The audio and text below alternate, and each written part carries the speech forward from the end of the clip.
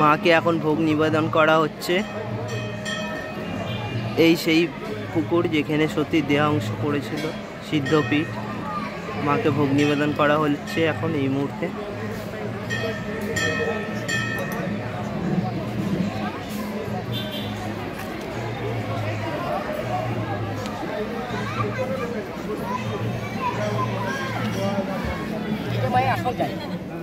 শান্তি শান্তি শান্তি।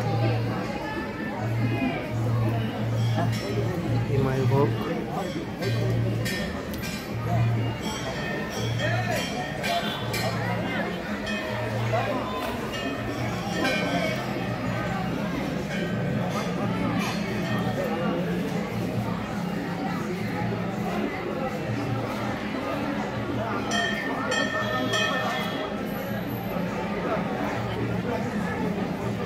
মাকে ভোগ নিবেদন করা হয়ে গেল।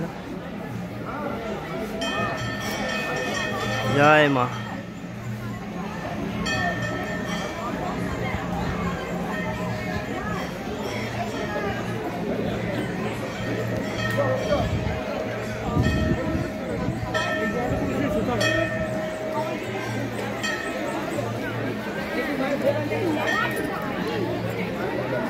এখানে সবাই দেখছে,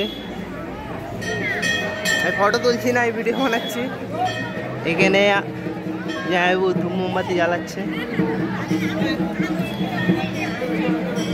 চলো সবাই মাকে আরাধনা করে নিচ্ছে।